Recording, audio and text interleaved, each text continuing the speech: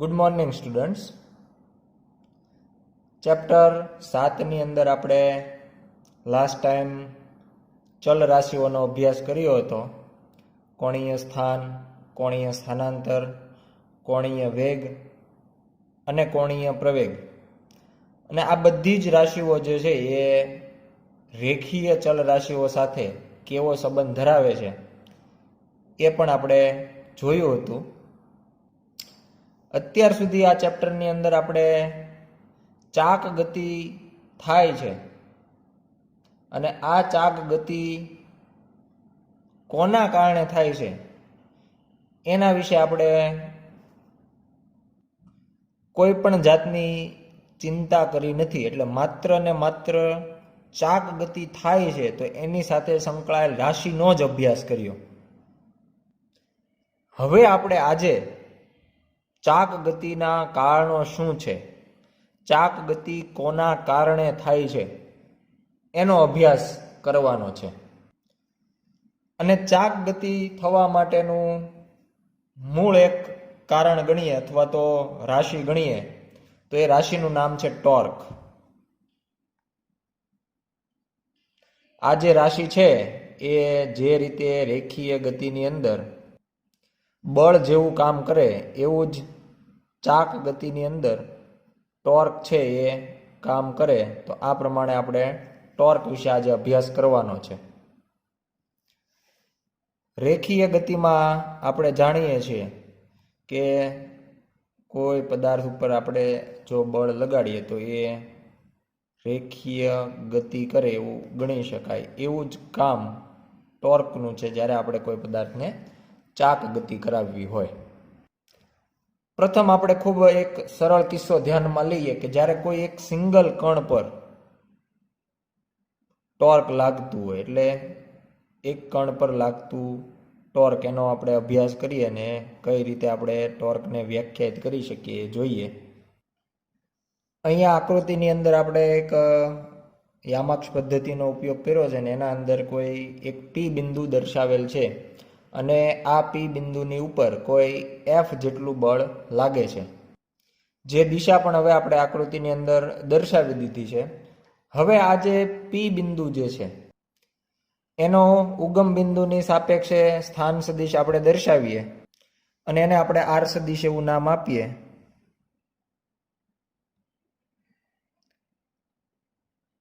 તો આર સદિશ છે એ આપણો ઉગમ બિંદુની સાપેક્ષે પી બિંદુનો સ્થાન સદિશ બનશે. અહીંયા એક મહત્વની બાબત કે ઉગમ બિંદુની સાપેક્ષે આપણે પી બિંદુનો સ્થાન સદિશ જે દોર્યો છે એ ઓ બિંદુથી લઈ અને પી બિંદુ તરફ હોય. એટલે આર માટે જો આપણે દિશા ધ્યાનમાં લઈએ અને એને જ આપણે આગળ વધારીએ તો આપણે એને અહીંયા તૂટક રેખા વડે આગળ વધારેલી છે. એટલે આરની જે દિશા છે એ આપણે આ દિશા લેવાની થશે. અને હવે જો આપણે આર અને એફ વચ્ચેનો ખૂણો વિચારીએ તો એ આપણે અહીંયા ઉપર તરફ થીટા વડે દર્શાવી શકાય. કારણ કે આરની દિશા આ તરફ નથી, નહીં તો આપણે ખૂણો અહીંયા દર્શાવવો પડે. આરની સાચી દિશા એનો જે તીર છે એ તરફ હોય. એટલે અહીંયા આપણે જે થીટા અહીંયા બતાવ્યો છે ખરેખર આરની દિશા આ હોવાથી આર અને એફ વચ્ચેનો કોણ થીટા અહીંયા ઉપર તરફ દર્શાવવાનો થશે. બીજી એક રાશિ જેની જરૂર પડશે જેને કહેવાય બળની કાર્યરેખા. બળની કાર્યરેખા એટલે જે રેખા ઉપર બળ જે છે એ લાગતું હોય. એટલે એના માટે આપણે બળની જે દિશા છે એને લંબાવી દેવામાં આવે. એટલે અહીંયા આપણે આકૃતિમાં જોઈ શકીએ કે આપણે જે બળની દિશા છે એને પાછળ તરફ લંબાવીએ છીએ તો આખી જે રેખા મળશે. તો આખી રેખાને આપણે બળની કાર્યરેખા એવું નામ આપશું. આગળ તરફ પણ લંબાવી શકાય જો આપણે જરૂર હોય તો. એટલે આખી ટૂંકમાં બળમાંથી પસાર થતી જે રેખા મળે એને આપણે બળની કાર્યરેખા કહેશું. એટલે આને આપણે નામ આપી દઈએ બળની કાર્યરેખા. અને હવે આપણે વાત કરીએ પી બિંદુ પર લાગતા ટોર્કની. અને ટોર્કની આપણે વ્યાખ્યા એ મુજબ આપી શકાય કે આર સદિશ અને એફ સદિશના સદિશ ગુણાકાર ને ઓ બિંદુની સાપેક્ષે કણ પી પર લાગતું ટોર્ક, જેની સંજ્ઞા છે ટાઉ, સદિશ કહે છે. એટલે જો આપણે સમીકરણ દ્વારા રજૂ કરવું હોય તો ટાઉ સદિશ ઇઝ ઇક્વલ ટુ આર સદિશ ક્રોસ એફ સદિશ. એટલે આર અને એફ બંને જે સદિશ છે એનો આપણે અહીંયા સદિશ ગુણાકાર, ક્રોસ ગુણાકાર કરી અને ટોર્ક જે છે એ કેટલું હશે એના વિશે કહી શકાય. બીજી મહત્વની બાબત, અહીંયા આપણે ઉગમ બિંદુનો ઉલ્લેખ પણ કર્યો છે. ઉગમ બિંદુ એટલા માટે કે આપણે જે આર સદિશ દોર્યો છે એ ઉગમ બિંદુમાંથી, ઉગમ બિંદુની સાપેક્ષે પી બિંદુનું સ્થાન દર્શાવતો સદિશ છે એટલા માટે. એટલે અહીંયા આપણે જે સમીકરણ લખ્યું છે એ ટોર્કનું આપણને સદિશ સ્વરૂપે સમીકરણ મળે છે. જો આપણે અદિશ સ્વરૂપે લખીએ તો એના માટે જો ખાલી મૂલ્યના સ્વરૂપમાં લખવું હોય તો આપણે લખી શકાય torque tau is equal to r f sine theta. ખરેખર આ સમીકરણને જ્યારે સદિશ સ્વરૂપે લખીએ ત્યારે આપણે લખવું પડે r f sine theta n caret. એટલે એના અંદર જે ટોર્ક છે સદિશ રાશિ છે એટલે બંને વસ્તુ આવશે. આર એફ સાઇન થીટા મૂલ્ય દર્શાવે છે અને એન કેરેટ છે એની દિશા દર્શાવે છે. એટલે સદિશ સ્વરૂપે હોય તો મૂલ્ય અને દિશા બંને હોય. પણ જ્યારે આપણે અદિશ સ્વરૂપે બતાવે માત્ર મૂલ્યના સ્વરૂપમાં, ત્યારે મૂલ્ય થશે આર એફ સાઇન થીટા, જ્યાં થીટા આર અને એફ વચ્ચેનો ખૂણો દર્શાવે, જે આકૃતિમાં આપણે સ્પષ્ટ થીટા વડે દર્શાવેલો જ છે.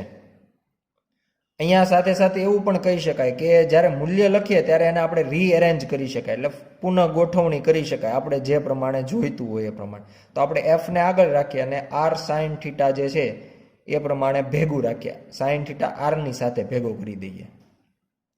જો સદિશ સ્વરૂપે લખો તો એફ ક્રોસ આર લખી શકાય નહીં. સદિશમાં ફરજિયાત ક્રમનો જે નિયમ છે એ પ્રમાણે ક્રમમાં જ લખવા પડે. ક્રમ બદલાવો તો જે રાશિ છે એ પણ બદલાઈ જાય. એટલે ક્રમમાં આર ક્રોસ એફ સદિશ સ્વરૂપે લખવું પડે. પણ જો તમે મૂલ્યની રીતે લખો છો તો એમાં આર એફ સાઇન થીટા પણ લખી શકાય, એફ આર સાઇન થીટા પણ લખી શકાય, કારણ કે એ માત્ર મૂલ્ય જ બતાવે છે. અને આર સાઇન થીટા છે એ આપણે આકૃતિ પરથી મેળવવાનો પ્રયત્ન કરીએ તો એના માટે આપણે એવું કરીએ કે ઓ બિંદુથી, આપણું જે ઉગમ બિંદુ છે ત્યાંથી બળની જે કાર્યરેખા છે એના ઉપર એક લંબ દોરી દઈએ.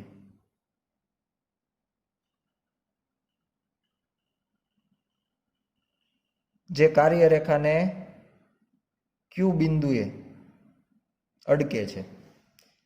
હવે આપણે જોઈ શકીએ કે જો આર અને એફ વચ્ચેનો કોણ થીટા હોય તો આપણો જે ત્રિકોણ બનશે અહીંયા ઓ પી ક્યુ, આ જે બિંદુ છે એ પી છે, તો ઓ પી ક્યુ ત્રિકોણમાં જે ખૂણો પી બનશે એ પણ થીટા જશે.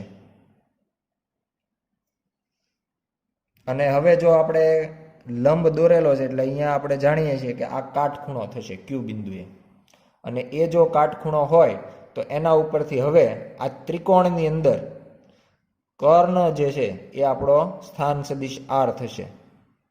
અને એના ઉપરથી જો આપણે ખૂણાની સામેની, આ જે થીટા કોણ ખૂણો છે એની સામેની બાજુ મેળવવી હોય તો એના માટે અહીંયા આપણે સાઇન થીટા વિધેય વાપરી શકાય. કે જો ત્રિકોણની અંદર ત્રિકોણ ઓ પી ક્યુમાં સાઇન થીટા લઈએ તો sine theta is equal two, sine theta માટે આપણે જાણીએ છીએ સામેની બાજુ છેદમાં કર્ણ, સામેની બાજુ છેદમાં કર્ણ. તો સામેની બાજુ તરીકે થઈ જશે ઓ ક્યુ અને કર્ણ તરીકે થઈ જશે ઓ પી. એટલે સામેની બાજુ તો એમાં ઓ ક્યુ આપણે લખી શકીએ અને કર્ણ તરીકે ઓપી લખવાના બદલે એનું મૂલ્ય લખી દઈએ આર. તો આ પ્રમાણે આપણને સાઇન થીટા મળે. તો એના ઉપરથી આપણે કહી શકાય કે આ જે ઓ ક્યુ છે એ જ બની જશે r sine theta. O q is equal to r sine theta બનશે. એટલે અહીંયા આપણે જે સમીકરણમાં આર સાઇન થીટાની જરૂર હતી એ આપણને મળશે OQ. OQ એટલે શું? તો કે ઉગમ બિંદુથી બળની કાર્ય રેખા પર દોરેલો લંબ. OQ માટે જો આપણે વ્યાખ્યા આપવી હોય તો એવું આપી શકાય, ઉગમ બિંદુથી બળની કાર્ય રેખા પર દોરેલો લંબ. એટલે લંબ એક જ દોરી શકાય. અહીંયા તમે કોઈ બીજી દિશામાં જો દોરવાનો પ્રયત્ન કરો તો એ લંબ હશે નહીં. એટલે લંબ માત્ર એક જ હોય અને એ આપણે અહીંયા દર્શાવી શકાય. એટલે આના ઉપરથી જો હવે ટોર્ક આપણે લખવું હોય સૂત્ર તો લખી શકાય કે F ગુણ્યા આર સાઇન થીટાની જગ્યાએ આપણે આ સમીકરણ મુજબ લખી શકાય OQ. અને આના ઉપરથી જો વ્યાખ્યા અથવા સમીકરણના સ્વરૂપમાં લખવું હોય તો લખી શકાય કે બળનું મૂલ્ય, F એટલે બળનું મૂલ્ય, અને એની સાથે OQ એટલે ઉગમ બિંદુથી બળની કાર્યરેખા સુધીનું લંબ અંતર.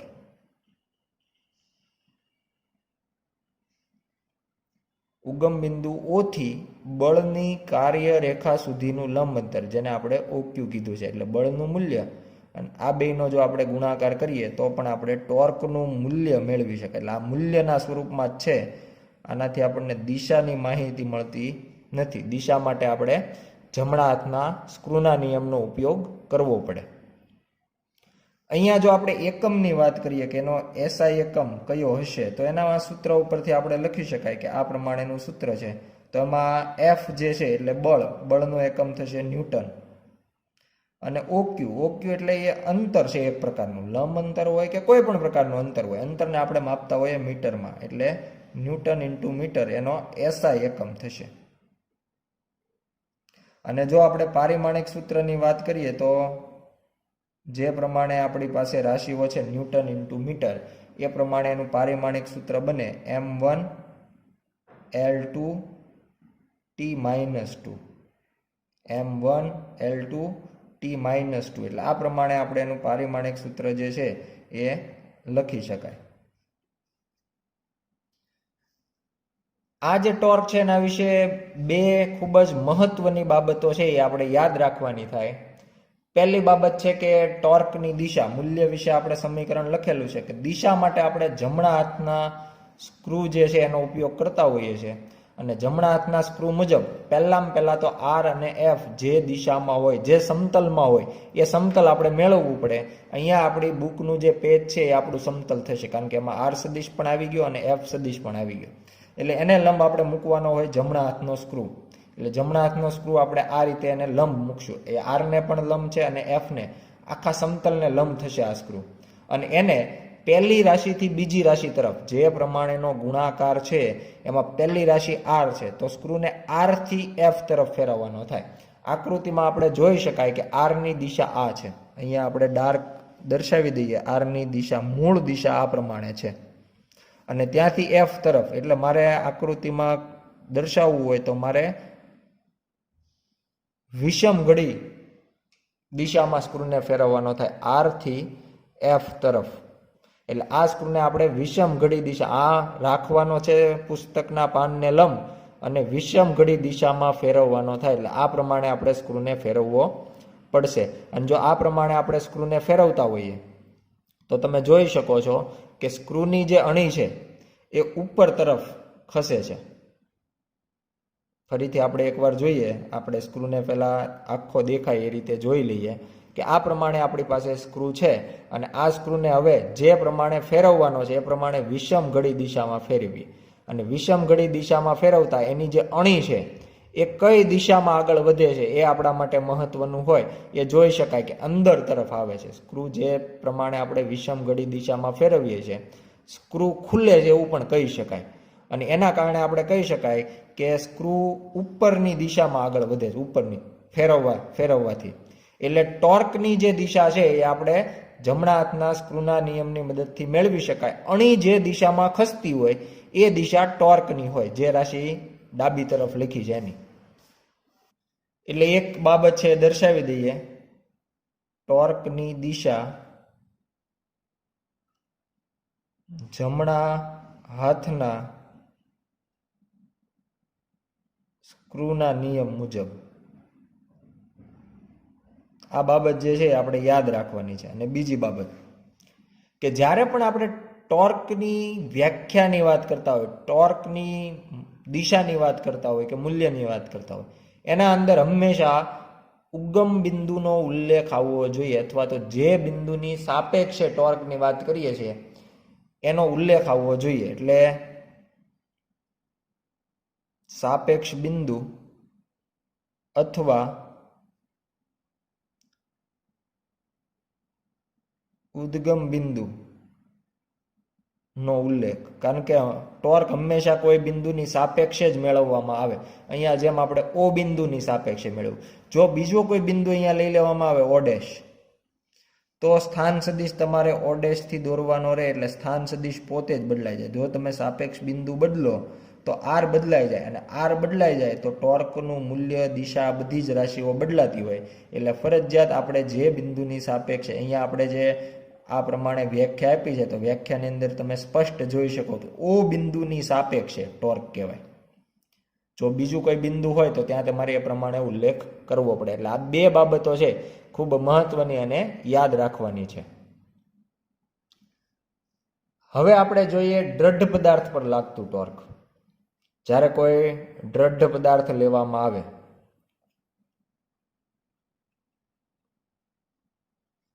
અત્યારે જોયું કે એક સિંગલ કણ હોય, એક જ કણ હોય, તો એના ઉપર કઈ રીતે ટોર્ક લાગે. જરૂરી નથી કે દ્રઢ પદાર્થનો જ કોઈ કણ હોય. તો દ્રઢ પદાર્થમાં જો આપણે કોઈ નિશ્ચિત અક્ષને અનુલક્ષીને ચાક ગતિ થતી હોય, ધારી લઈએ ઉદાહરણ સ્વરૂપે કે કોઈ પદાર્થ ઝેડ અક્ષને અનુલક્ષીને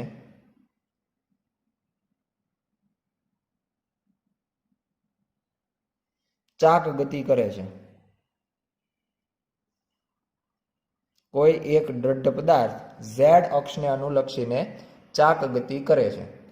તો આના માટે આપણે એવું કહી શકાય કે જ્યારે પણ આપણે ટોર્કની ગણતરી કરશું, torque is equal to r cross f, જ્યારે આપણે સમીકરણ મૂકશું, અથવા તો r f sine theta n caret, તો આ એન કેરેટ છે એ હંમેશા આપણને ઝેડ અક્ષને અનુલક્ષીને એકમ સદિશ જ મળશે. એટલે કે કેરેટ જ આના જગ્યાએ આવશે. જે અક્ષને અનુલક્ષીને ચાક ગતિ થતી હોય, ટોર્કમાં માત્ર અક્ષને અથવા તો ભ્રમણાક્ષને અનુલક્ષીને એકમ સદિશ હાજર હોય, તેના સિવાયના એકમ સદિશ હોતા નથી. એટલે જો હું આ સંદર્ભે આર ક્રોસ એફ કરું, આર 3 ઘટક ધરાવતો હોય, એફ 3 ઘટક ધરાવતો હોય, તો પણ એનો ક્રોસ ગુણાકાર એ રીતે જ થશે કે માત્ર મને અહીંયા કે કેરેટ મળે. કારણ કે ઝેડ અક્ષને અનુલક્ષીને આપણે ચાક ગતિ થાય છે. એક્સ અક્ષ અને વાય અક્ષ બંનેને અનુલક્ષીને જેના એકમ સદિશ છે એ ટોર્કમાં હાજર હોતા નથી. કારણ કે ઝેડ અક્ષને અનુલક્ષીને ગતિ થાય છે, એક્સ અથવા વાય અક્ષને અનુલક્ષીને ગતિ ન થતી હોય, તો ટોર્કની અંદર એવા કોઈ એકમ સદિશ હાજર જ હોતા નથી. માત્ર ઝેડ અક્ષને અનુલક્ષીને જ હાજર હશે. બીજું આપણે જાણીએ છીએ કે દ્રઢ પદાર્થ છે એના જેટલા પણ કણ છે એ બધા જ કણો એકબીજાની સાપેક્ષે અચળ અંતરે રહેતા હોય, સમય સાથે એમના વચ્ચેના અંતરો બદલાતા નથી. કણો વચ્ચેના અંતરો અફર હોય. આ જે દ્રઢ પદાર્થ છે એની વ્યાખ્યામાં પણ આપણે આવું કહીએ છીએ. તો એ મુજબ જો દ્રઢ પદાર્થના કોઈ એક કણ પર બળ લગાડી ટોર્ક ઉત્પન્ન કરવામાં આવે તો તે સમગ્ર પદાર્થનું ટોર્ક કહેવાય અથવા પદાર્થને લાગતું ટોર્ક કહેવાય. એના બધા જ કણ ઉપર બળ લગાડવું અથવા ટોર્ક ઉત્પન્ન કરવું જરૂરી નથી. ધારો કે આપણે ઉદાહરણ સ્વરૂપે કહી શકીએ કે આપણા ઘરનો જે દરવાજો છે, બારણું છે, આખા દરવાજાના દરેક કણ પર આપણે બળ લગાડતા નથી. દરેક કણ પર બળ લગાડતા નથી. માત્ર એનું જે હેન્ડલ હોય એના ઉપર જ આપણે બળ લગાડી સમગ્ર બારણાને આપણે ચાક ગતિ કરાવતા હોઈએ છીએ. આપણા જે બારણાની ગતિ છે એ ચાક ગતિ થાય, પણ આપણો જે દરવાજો હોય એ માત્ર 1/4 ચાક ગતિ કરે. આખું જે ચાક ગતિમાં આખો રાઉન્ડ પૂરો કરવો જોઈએ એ પ્રમાણે આપણે દરવાજો હોય એ દિવાલ સુધી તે ખસતો હોય, એટલે 1/4 જેટલું જ તે ચાક ગતિ કરતો હોય. તો આપણો જે દરવાજો છે એને આપણે જ્યારે ખોલ બંધ કરતા હોય ત્યારે એના માત્ર હેન્ડલ પર જ આપણે બળ લગાડી અને ટોર્ક ઉત્પન્ન કરીએ છીએ. એના બારણાના દરેક કણ ઉપર આપણે બળ લગાડી અને ટોર્ક ઉત્પન્ન કરતા નથી. પણ સામાન્ય સંજોગોમાં આપણે જે બળ લગાડીએ છીએ એ ખૂબ સામાન્ય બળ છે અને એ સંજોગોમાં આપણું બારણું દ્રઢ પદાર્થ ગણી શકાય. એટલા માટે આપણે એક કણ ઉપર બળ લગાડીએ તો એ આખા સમગ્ર પદાર્થનું ટોર્ક કહેવાય અને એના લીધે આપણો દરવાજો ચાક ગતિ કરી અને દિવાલ તરફ જાય, અથવા દિવાલ તરફ હોય તો જે દરવાજો છે એ બંધ થાય છે. અને અહીંયા આપણે જો હેન્ડલ ઉપર માત્ર F જેટલું બળ લગાડીએ અને ઉગમ બિંદુથી R જેટલા અંતરે હોય તો એના ઉપર લાગતું ટોર્ક R ક્રોસ F, તો આ ખરેખર એક કણનું નહીં પણ આખા પદાર્થ માટેનું ટોર્ક કહેવાય. આપણે ભલે માત્ર બળ એક જ કણ ઉપર લગાડ્યું પણ જે ટોર્ક મળે એ સમગ્ર પદાર્થનું ગણી શકાય. ત્યારબાદ જોઈએ આપણે કે જ્યારે આપણે પદાર્થ પર કોઈ બળ લગાડી અને ટોર્ક ઉત્પન્ન કરીએ છીએ તો જે ટોર્કની વ્યાખ્યા છે એની ભૌતિક સમજૂતી આપણે કઈ રીતે આપી શકાય. એટલે કે ટોર્કની વ્યાખ્યાની ભૌતિક સમજૂતી.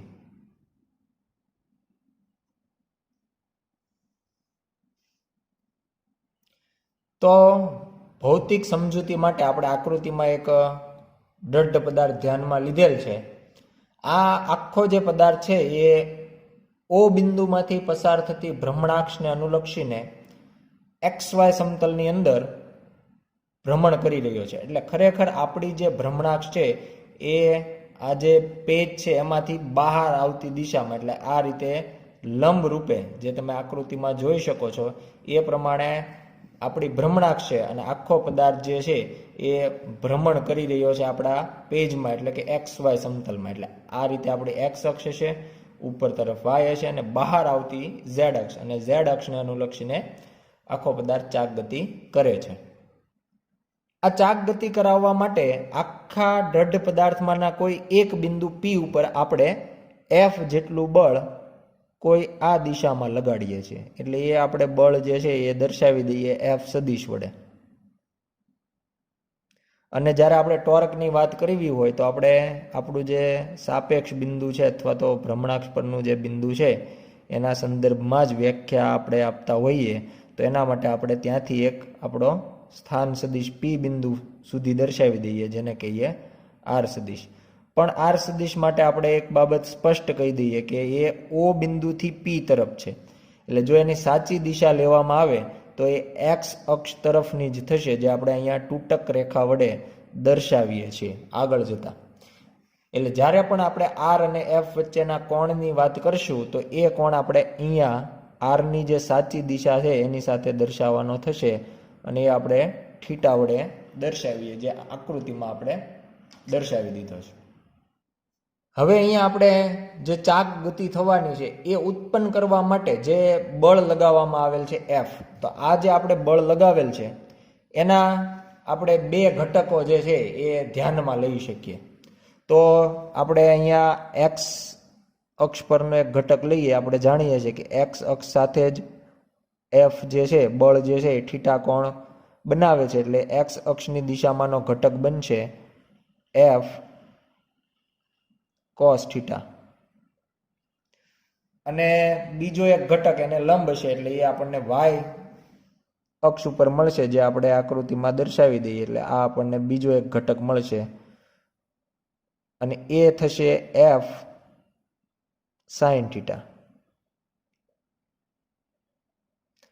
આ જે આપણને ઘટક મળ્યા એને આપણે ક્રમિક નામ આપી દઈએ કે વાય અક્ષ ઉપર છે એને આપણે F2 કહી દઈએ અને એક્સ અક્ષ ઉપર છે એને આપણે F1 કહી દઈએ.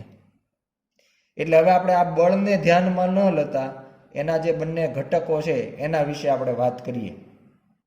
એટલે જો પહેલો ઘટક છે એના લીધે આપણે જો વાત કરીએ કે એના લીધે આપણને કેટલું ટોર્ક મળશે, તો એને આપણે ટોર્ક 1 કહી દઈએ અને એ થશે R ક્રોસ F1 સદિશ. પણ અહીંયા આપણે જોઈ શકાય કે જે દિશા અહીંયા આપણે F1 નું મૂલ્ય બતાવ્યું છે F cos થીટા, પણ એની દિશા આપણે જોઈ શકાય કે x અક્ષ પર છે, જ્યારે R સદિશ પણ x અક્ષ તરફ જ છે. એટલે બંને એકબીજાને સમાંતર છે અને સમાંતર હોવાના કારણે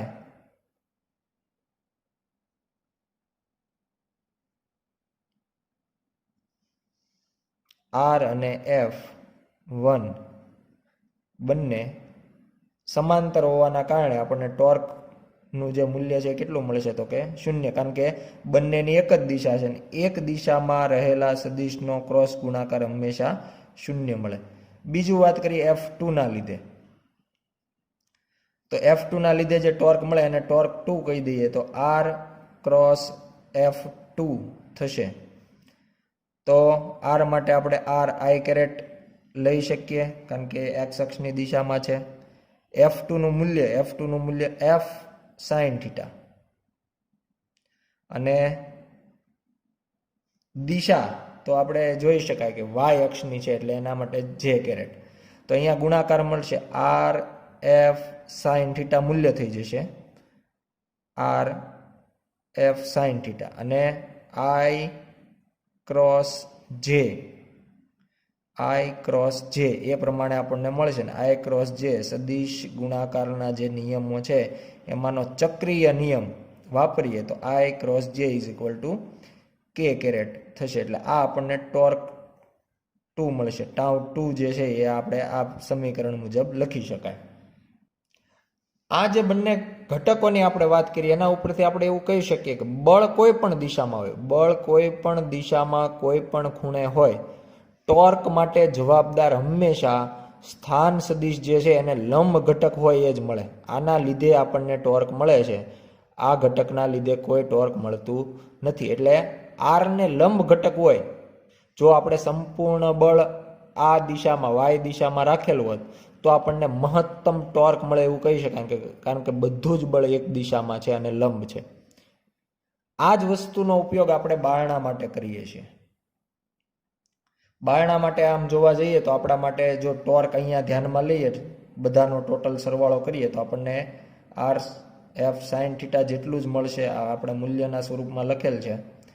તો એના માટે ખરેખર R અથવા F જે મૂળ સમીકરણ આપણું સદિશ સ્વરૂપે છે એમાં R ક્રોસ F લખીએ છીએ, એટલે બે જ રાશિ છે R અને F. પણ ખરેખર જો મૂલ્ય લઈએ તો R F સાઇન થીટા, એટલે થીટા પણ મહત્વનો ભાગ ભજવે છે. એટલે ખરેખર જે આપણે ટોર્કની વાત કરીએ છીએ એમાં R F અને થીટા ત્રણેય રાશિ ટોર્ક નક્કી કરે છે. બારણાની અંદર આપણે કોઈ પણ દરવાજો છે તો એનો જે મિજાગરાઓ હોય એના એક તરફ લગાવેલા હોય, અહીંયા એના મિજાગરા લગાવેલા હોય એટલે એની ભ્રમણાક્ષ કહેવાય. અને એનાથી દૂરના ભાગમાં હેન્ડલ લગાવવામાં આવે અને હેન્ડલ ઉપર આપણે જે બળ આપીએ છીએ એને લંબ આપીએ છીએ. એને ખેંચવામાં આવે અથવા તો પ્રેસ કરવામાં આવે ત્યારે એને આપણે લંબ બળ આપીએ છીએ, પુસ્તકના પાનની બહારની દિશામાં અથવા તો અંદરની દિશામાં. એના કારણે ઊભી અક્ષને અનુલક્ષીને એ દરવાજો ખોલ બંધ કરતા હોઈએ છીએ. એટલે આ એની ભ્રમણાક્ષ છે અને આ પ્રમાણે આપણો દરવાજો છે એ ખરેખર ચાક ગતિ કરે છે અને એનું હેન્ડલ દૂર શા માટે લગાવવામાં આવે છે? કારણ કે એનો જે સ્થાન સદિશ છે એ મોટો થાય. જેમ આરનું મૂલ્ય વધારે એમ ટોર્કનું મૂલ્ય વધારે, એટલે આર જવાબદાર છે. એને બળ લંબ શા માટે? જો દરવાજાને આ તરફ ખેંચવામાં આવે, કોઈ મિજાગરાને લીધે દરવાજો આમ ખેંચવામાં આવે ત્યારે એની ચાક ગતિ થતી નથી. એટલે ચાક ગતિ માટે આપણે હેન્ડલને દરવાજાની જે સપાટી છે એને લંબ રૂપે જો બળ લગાડવામાં આવે તો આપણો દરવાજો ખોલબંધ થતો હોય. એટલે થીટા પણ મહત્વનો છે અને આપણે એના ઉપર બળ લગાડીએ છીએ. એટલે ત્રણેય રાશિઓ ઉપરથી આપણે ટોર્ક નક્કી કરીએ છીએ, કોઈ એક રાશિ ઉપરથી ટોર્ક નક્કી થતું નથી. અને આના ઉપરથી જ આપણે એવું કહી શકીએ કે ટોર્ક એટલે જો ટોર્ક ઓછું હોય તો ચાક ગતિ ધીમી થશે, જો ટોર્ક વધારે હોય તો ચાક ગતિ વધારે થશે. એટલે ટોર્ક એટલે ચાક ગતિ ઉત્પન્ન કરવા માટે બળની અસરકારકતાનું માપ. ટોર્ક એટલે ચાક ગતિ ઉત્પન્ન કરવા માટે બળની અસરકારકતાનું માપ. અહીંયા બળ જે છે એફ લગાવવામાં આવે પણ અસર માત્ર કેટલું કરશે?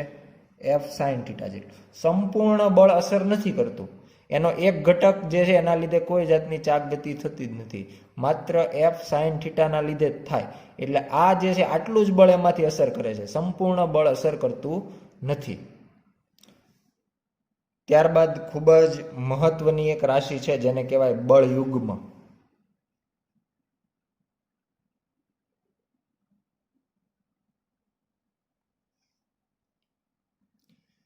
અહીંયા આકૃતિની અંદર આપણે બે બિંદુઓ લીધા છે પી અને ક્યુ, અને ઉગમ બિંદુ જે ઓ આપણું છે એના સાપેક્ષે બંનેના સ્થાન સદિશ R1 અને R2 વડે આકૃતિમાં દર્શાવેલા છે. હવે આપણે જે વાત કરીએ છીએ બળયુગ્મ, તો પહેલા તો વ્યાખ્યાથી શરૂઆત કરીએ કે બળયુગ્મ કોને કહેવાય. તો એના માટે આપણે ત્રણ બાબતો ધ્યાનમાં લેવાની છે. બળયુગ્મની આપણે જો વ્યાખ્યા આપીએ તો એવું કહી શકાય કે બે સમાન મૂલ્યના અને પરસ્પર વિરુદ્ધ દિશામાંના એક રેખસ્થ ન હોય તેવા બળો બળયુગ્મની રચના કરે છે. આ પ્રમાણે આપણે વ્યાખ્યા આપી શકાય. ત્રણ જે બાબત હતી એના ઉપર આપણે એને હાઇલાઇટ કરીએ તો પહેલી બાબત, બંનેના જે મૂલ્યો છે એ સમાન હોવા જોઈએ, એટલે બે સમાન મૂલ્યના, આ પહેલી બાબત. બીજી, પરસ્પર વિરુદ્ધ દિશામાં, એટલે પરસ્પર બેયની દિશા જે છે એ વિરુદ્ધ હોવી જોઈએ. અને ત્રીજી અને ખૂબ મહત્વની બાબત, એક રેખસ્થ ન હોવા જોઈએ. એક રેખસ્થ ન હોય એનો મિનિંગ શું થાય તો કે બંને એક જ રેખામાં ન લાગતા હોવા જોઈએ. એક સામાન્ય આકૃતિ દ્વારા આપણે દર્શાવવાનો પ્રયત્ન કરીએ કે આપણી પાસે કોઈ પી બિંદુ છે અને એના ઉપર જો આ તરફ F1 બળ લાગે અને બીજી તરફ F2 બળ લાગે, જો બંનેના આ પ્રમાણે જોઈએ સમાન મૂલ્ય, તો F1 નું મૂલ્ય અને F2 નું મૂલ્ય બંનેના મૂલ્ય 5-5 ન્યૂટન છે. એટલે આ તરફ 5 ન્યૂટન, આ તરફ 5. પરસ્પર વિરુદ્ધ દિશા એ તો આકૃતિમાં સ્પષ્ટ જોઈ શકાય, આકૃતિમાં પરસ્પર વિરુદ્ધ દિશા છે જ. અને એક રેખસ્થ, પણ જો F1 ને હું લંબાવું અથવા F2 ને લંબાવું તો બંનેની એક જ રેખા મળે, એટલે આ એક રેખસ્થ બળ કહેવાય. એક રેખસ્થ છે એવું કહેવું પડે. એટલે જો આ હોય તો ન ચાલે, એક રેખસ્થ ન હોવા જોઈએ. તો જે પ્રમાણેની આપણે જરૂરિયાત છે એવા આકૃતિમાં તમે જોઈ શકો કે F1 અને F2 બંને બળો જે છે એ દર્શાવી દેવામાં આવ્યા છે. જો બંનેને લંબાવવામાં આવશે તો પણ બંનેની જે રેખા છે એ એકબીજાથી જુદી જુદી મળશે, અને બંને આકૃતિમાં તમે સ્પષ્ટ જોઈ શકો વિરુદ્ધ દિશામાં છે. અને કન્ડિશન આપણે લઈ લઈએ કે F1 નું મૂલ્ય બરાબર F2 નું મૂલ્ય, એટલે માનાંકમાં બંનેની વાત કરીએ એટલે બંનેના મૂલ્યો જે છે એ સમાન છે. એટલે સમાન મૂલ્ય પરસ્પર વિરુદ્ધ દિશા એ પણ જોઈ શકાય ને એક રેખસ્થ નથી. એટલે જો બંનેને કદાચ લંબાવવામાં આવે આગળ અથવા પાછળ બંને તરફ, તો પણ બંનેની જે રેખાઓ છે એ એકબીજાથી જુદી જુદી મળશે. તો આ પ્રમાણે આપણે બળયુગ્મની રચના કરી એવું કહી શકાય. તો આ પ્રમાણે બળયુગ્મ દ્વારા કેટલું ટોર્ક ઉત્પન્ન થાય એના માટે બંને કણ ઉપર લાગતું જે ટોર્ક છે એ મેળવી અને બંનેનો સદિશ સરવાળો કરી કુલ ટોર્ક મેળવી શકીએ. તો પહેલા આપણે ટોર્ક 1 લઈએ જે આપણને પી બિંદુ માટે મળશે. તો પી બિંદુ માટે થશે R1 ક્રોસ F1 અને ક્યુ બિંદુ માટે લઈએ તો ટોર્ક 2 એ થશે R2 સદિશ ક્રોસ F2 સદિશ. પણ જે બળયુગ્મની વાત આપણે અહીંયા કરી છે એ મુજબ મૂલ્યના સ્વરૂપમાં આપણે આવું લખી શકીએ F1 નું મૂલ્ય બરાબર F2 નું મૂલ્ય. પણ જો દિશા સાથે આપણે વાત કરીએ તો એના માટે આપણે આવું પણ લખી શકાય કે F1 સદિશ બરાબર માઇનસ F2 સદિશ. કારણ કે બંનેમાં માત્ર એક જ ફરક છે કે બંને એકબીજાથી વિરુદ્ધ દિશામાં છે, મૂલ્ય તો બેના સમાન જ છે.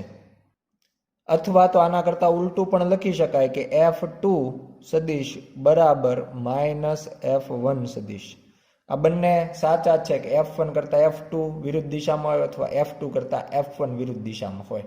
અને હવે આપણે કુલ ટોર્કની જો આ કિસ્સામાં વાત કરીએ તો કુલ ટોર્ક એના માટે આપણે બંને જે ટોર્ક છે એનો સરવાળો કરીએ ટોર્ક 1 વત્તા ટોર્ક 2 સદિશ.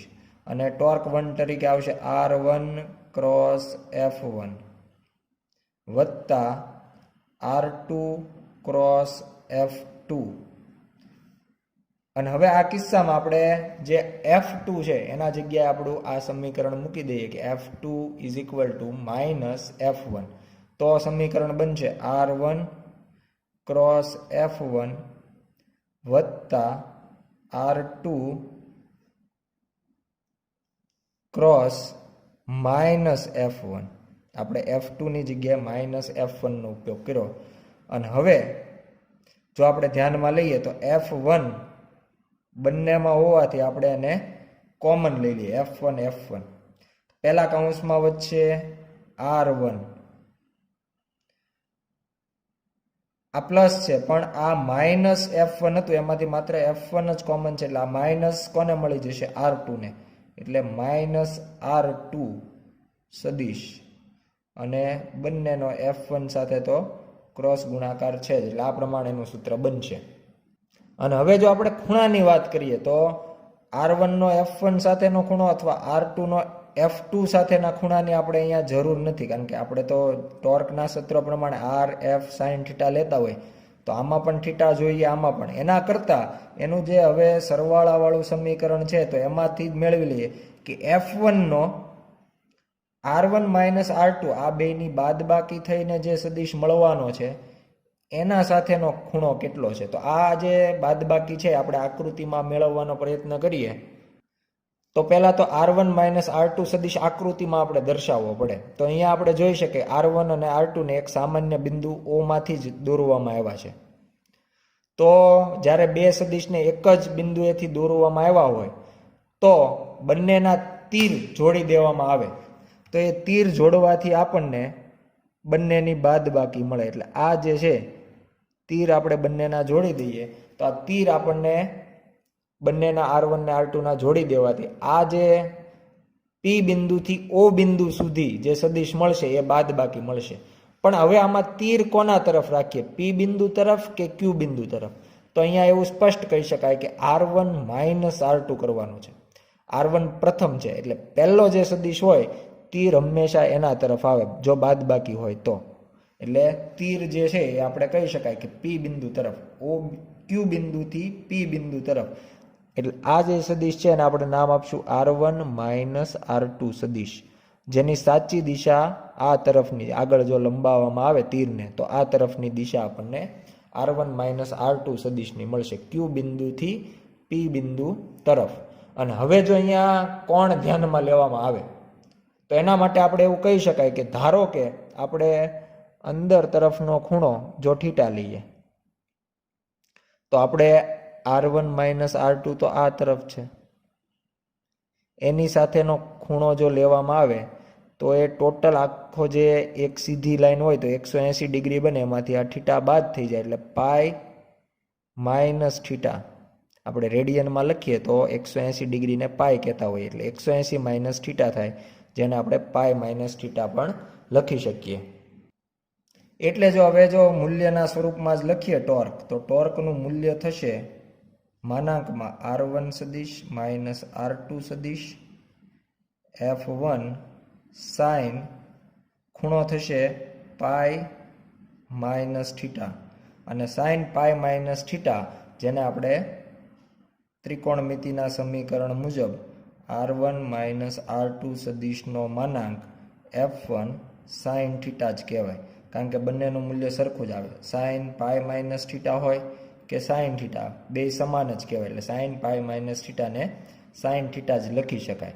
અને હવે જો આપણે રીએરેન્જ કરીએ, ફરીથી ગોઠવણી મુજબ લખવું હોય તો F1 ને જુદો લખી દઈએ અને R1 સદિશ માઇનસ R2 સદિશ માનાંક સાઇન થીટા,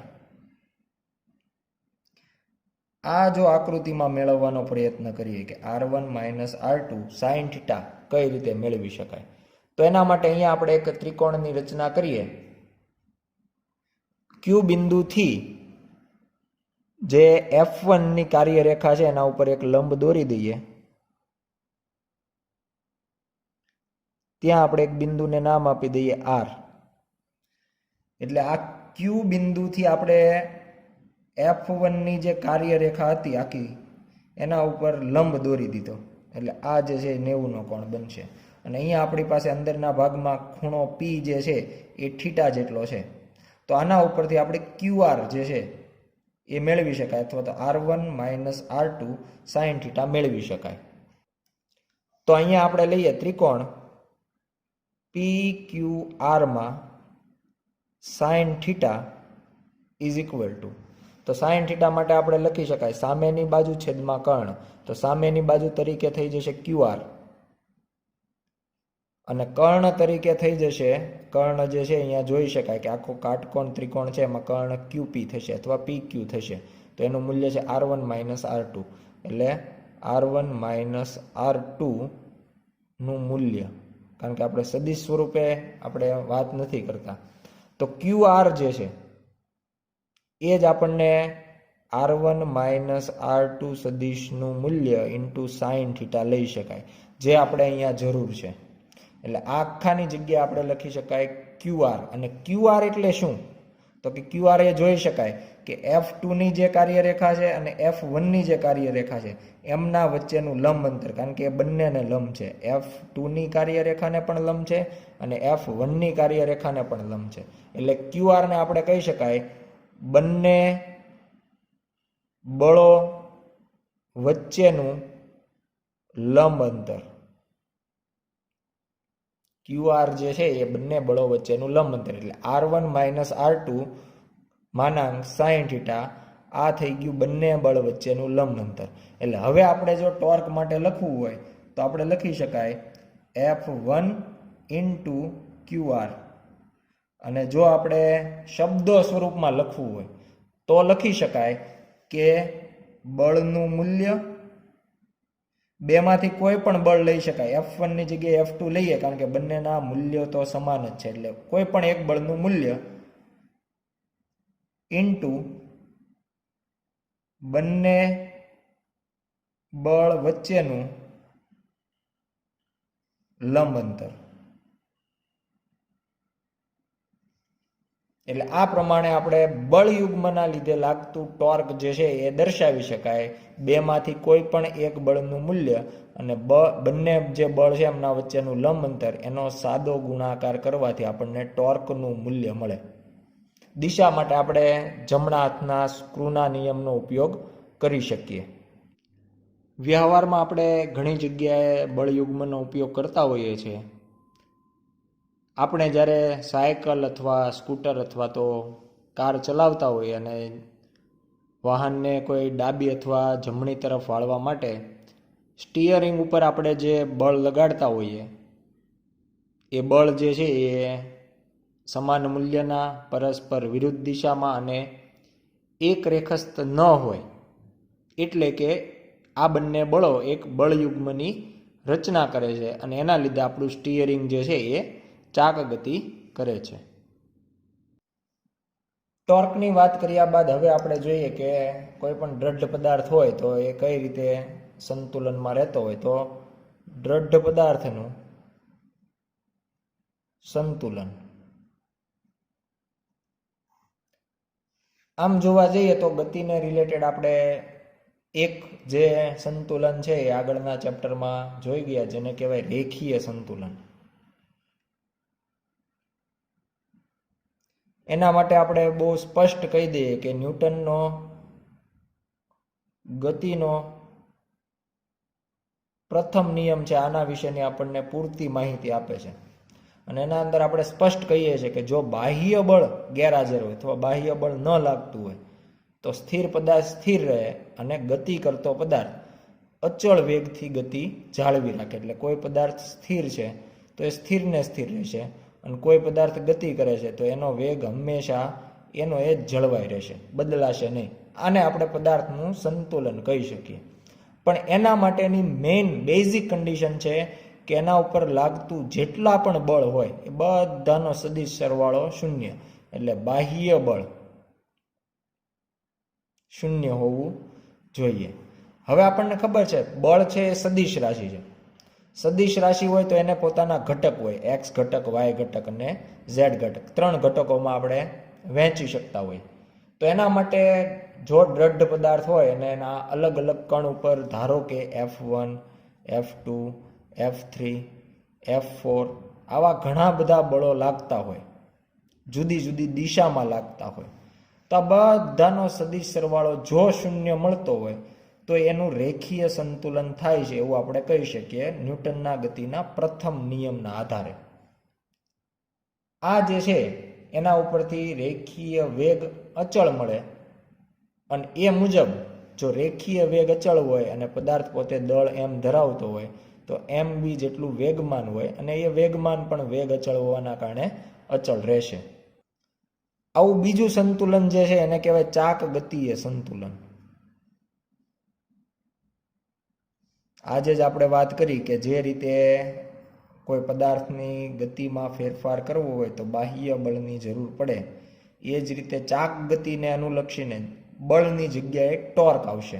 એટલે આ બધી જ બાબત તમે ટોર્કના સંદર્ભમાં લઈ શકો કે જો કોઈ પદાર્થ શરૂઆતમાં કોણીય વેગ શૂન્ય હોય, ઓમેગા ઇઝ ઇક્વલ ટુ 0, અથવા તો એ જે ભ્રમણ કરતો હોય એના માટે જે ઓમેગા છે એ અચળ રહેતો હોય, કોણીય વેગ.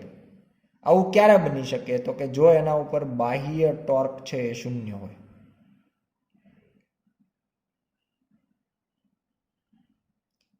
અને આવું ક્યારે બની શકે? તો કે દ્રઢ પદાર્થ ઉપર જે કંઈ ટોર્ક લાગે છે અલગ અલગ જુદી જુદી દિશામાં, એ ઘણા બધા હોઈ શકે, ટાઉ n સુધી.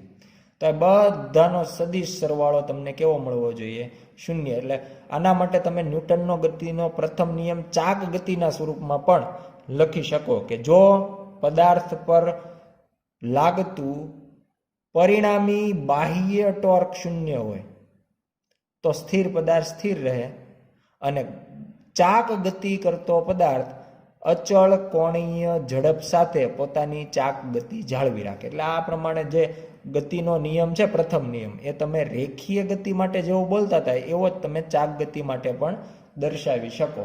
અને એના માટેની કન્ડિશન એ પ્રમાણે છે કે સમેશન fx સદિશ પણ શૂન્ય હોવો જોઈએ, સમેશન fy સદિશ પણ શૂન્ય હોવો જોઈએ, સમેશન fz એટલે બળના જે જુદા જુદા ઘટક છે એનો સદિશ સરવાળો પણ, કારણ કે આના 3 ઘટક હશે, અહીંયા 3, અહીંયા બધાના 3 ઘટક, તો બધાના x ઘટકનો સરવાળો શૂન્ય, બધાના y ઘટક.